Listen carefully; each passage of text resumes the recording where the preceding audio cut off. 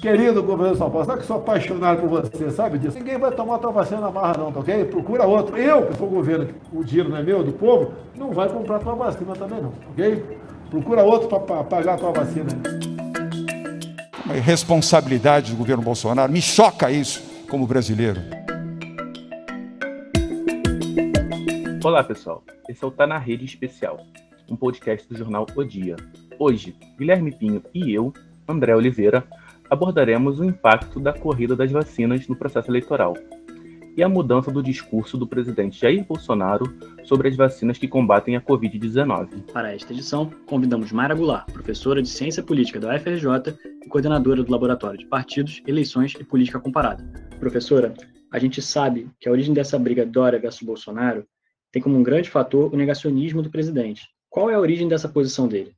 Então, o conservadorismo, que é um elemento estruturante não só dos discursos do Bolsonaro, mas também daquilo que a gente está entendendo como populismo de direita, que é um amálgama, uma mistura entre nacionalismo, conservadorismo e neoliberalismo. Ou seja, é uma mistura de elementos muitas vezes até contraditórios, como é o caso do elemento nacionalista com o elemento neoliberal, são elementos antitéticos. Mas esse componente conservador é o que, a meu ver, estrutura essa posição negacionista, não só do Bolsonaro, mas também daquele que seria o original, do qual o Bolsonaro é a cópia, do Donald Trump. E a gente tem que, uma coisa que eu acho interessante pontuar, é que esse negacionismo não surge agora, né? Vocês não devem se lembrar, porque vocês são muito jovens, mas há uns anos já havia um debate nos Estados Unidos sobre a possibilidade das famílias e mesmo escolas, em vez de ensinar a teoria da evolução do Darwin, ensinar o criacionismo, com base em Adão e Eva, numa narrativa religiosa. A mesma coisa, um debate sobre a liberdade de não vacinar as crianças. Isso tudo já estava no tecido social e é ativado por discursos radicais, né? São discursos radicais, ideologicamente, e que mobilizam esse reservatório conservador que já estava entremeado no tecido social. O Bolsonaro teve esse embate com o Dória, né, por muitos meses aí, negando a vacina, mas após o início da vacinação pelo governador de São Paulo, o João Dória, o presidente, que até pouco tempo atrás ele criticava tanto a Coronavac, ele passou a defendê-la, né? O que a senhora acha que levou a essa brusca mudança de posição com relação à vacinação por parte do presidente? Dois elementos centrais, né, que são componentes estruturantes da base do Bolsonaro. Primeiro, no que diz respeito às suas bases eleitorais. Várias lideranças evangélicas começaram a exercer pressão sobre o Bolsonaro em prol da vacina, uma vez que seus correligionários estão com medo de ir aos cultos. E sem presença nos cultos, o que fica faltando para essas lideranças evangélicas? Dízimo.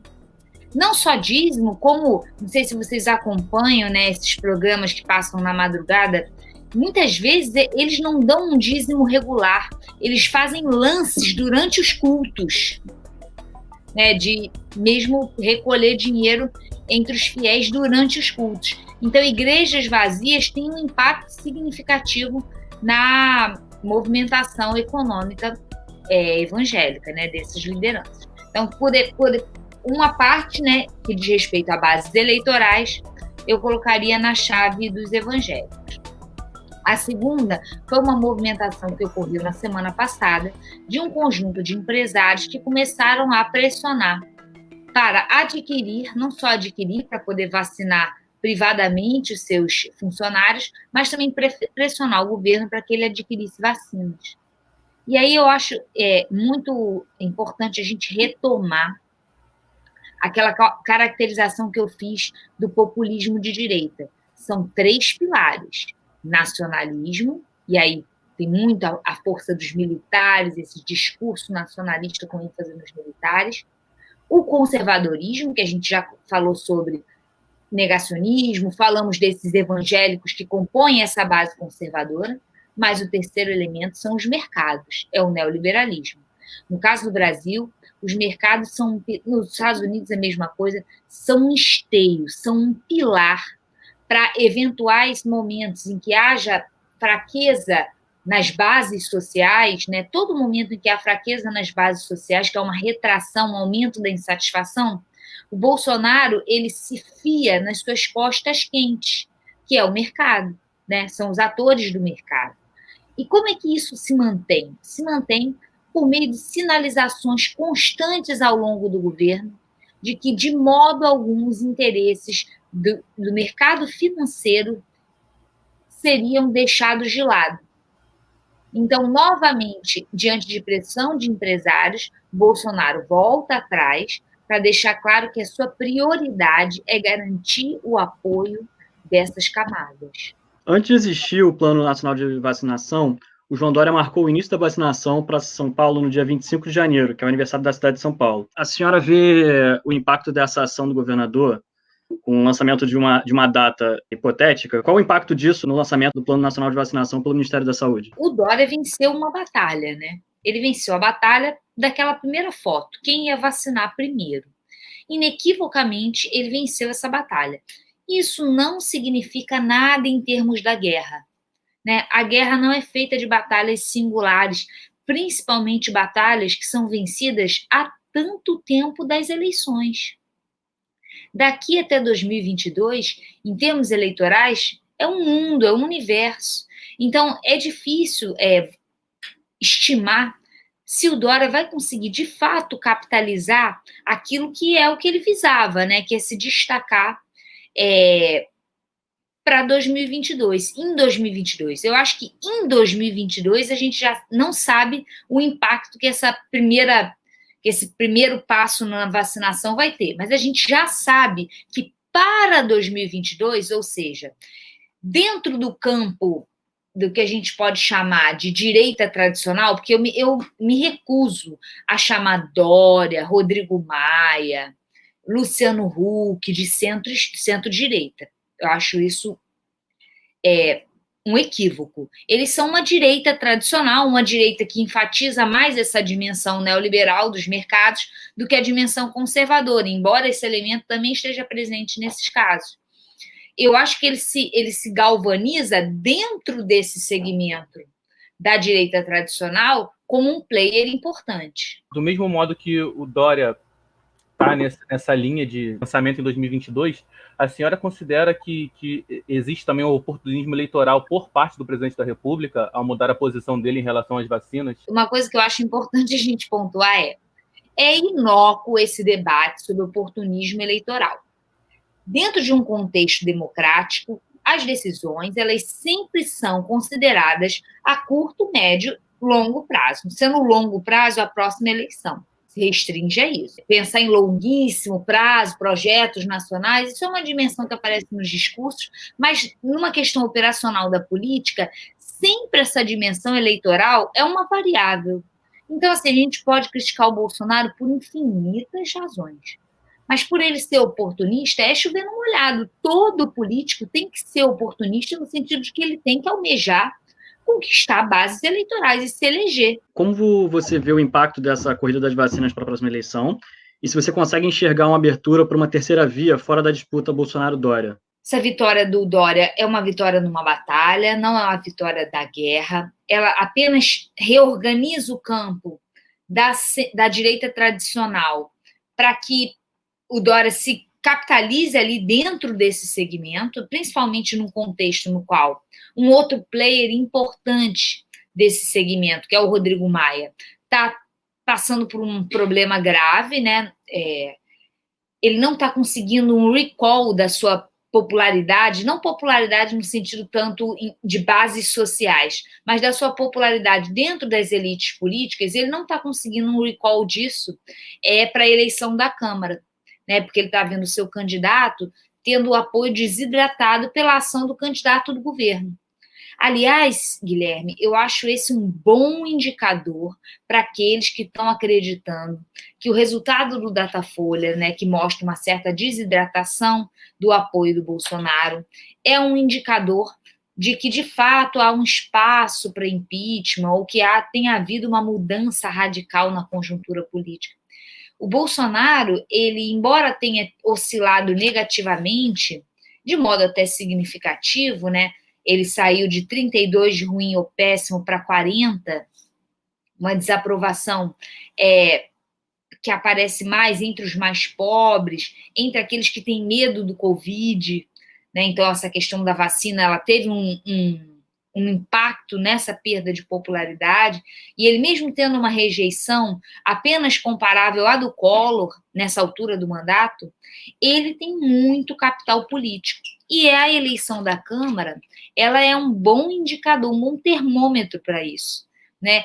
Embora o Rodrigo Maia tenha se adiantado em lançar, né? Se adiantado não, porque ele até demorou, mas tenha se organizado em compor uma base partidária, uma aliança partidária, uma frente partidária para apoio do seu candidato, Baleia Rossi, é o candidato do Bolsonaro, o Arthur Lira, que está conseguindo, através de iniciativas muito particularistas, né, que retomam essa dimensão do presidencialismo de coalizão, de cooptação de lideranças no varejo, liderança por liderança, voto a voto, emenda parlamentar por emenda parlamentar.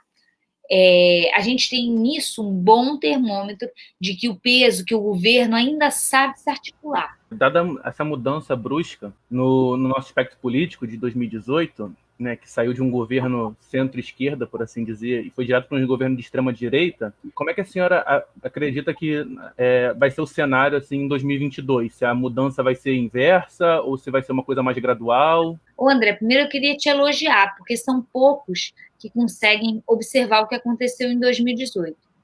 Eu acabei de escrever um artigo com os colegas em que a gente demonstra, né, que essa ideia de que houve em 2018 uma polarização entre dois extremos do espectro ideológico, a gente demonstrou através da codificação dos programas de governo do Haddad e do Bolsonaro que nesse pleito não houve uma polarização entre dois extremos, né, extrema direita e extrema esquerda. O que houve foi o surgimento de um candidato de extrema direita com viabilidade eleitoral. Isso foi a primeira vez que a gente tem desde a Nova República, que é o período no qual eu participei desses processos de codificação, a posteriori, claro, porque eu também já não trabalhava no início da Nova República, mas é a primeira vez que a gente tem a emergência de um candidato de extrema direita com viabilidade eleitoral, mas isso não significa que há um mesmo processo de deslocamento para os seus extremos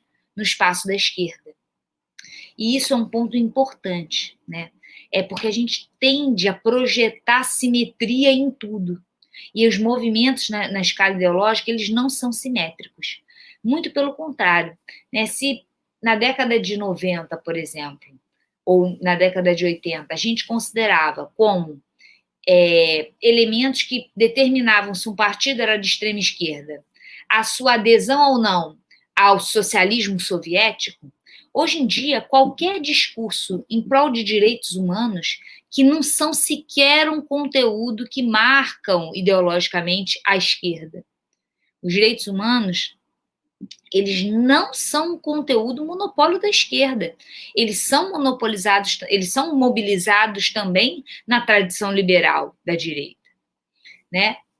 Embora sejam rechaçados pelos extremos. Eles hoje em dia são uma marcação, né, de muitas vezes as pessoas projetam em qualquer menção aos direitos humanos um conteúdo ideológico extremo, à esquerda. Então, eu acho importante sinalizar de que isso é uma reação, a meu ver, equivocada à projeção à direita de um espectro ideológico radical, né, da emergência de um candidato, não só um candidato, de um conjunto de lideranças políticas e sociais com um forte discurso de extrema-direita. Não se observa isso de maneira nenhuma na esquerda. E respondendo mais objetivamente a sua pergunta, eu acho que no campo da esquerda, essas eleições municipais foram bem interessantes no que diz respeito à emergência de novos nomes, né? A esquerda que emerge nessas eleições municipais é uma esquerda multicêntrica, não mais, né, sob a tutela hegemônica e inquestionável do PT, mas com candidatos no PCdoB importantes, como a Manuela Dávila, no PSOL, como é o caso do Boulos. Então, eu vejo com bons olhos uma esquerda multicêntrica, não só em termos de lideranças, mas também de temas, né? Diferentes temas estão sendo galvanizados por essa esquerda. Temas econômicos, temas sociais. Então, eu acho que dá tempo de construir uma frente ampla, porém sem descaracterizar aquilo que a gente entende por esquerda. Professora, muito obrigado pela participação no podcast Está na Rede. Foi um prazer tê-la aqui. Nossa, eu que agradeço, Guilherme. Tuas ordens, as pesquisas que a gente desenvolve lá no Lapicom, na FRJ e na Rural estão à disposição de vocês. A gente codifica os discursos do Bolsonaro, codifica os programas de governo. Então, assim, a gente já tem um bom banco de dados à disposição de vocês e da sociedade de modo geral, para tentar contribuir para um debate temático, né? Não um debate que vai para agressões morais, porque isso não leva a nada. É isso, pessoal. Hoje ficamos por aqui. Esta edição teve o roteiro de Guilherme Pinho e André Oliveira, com a direção de Marcos Castro. Valeu, Gui. Até a próxima. Obrigado a todos e até a próxima.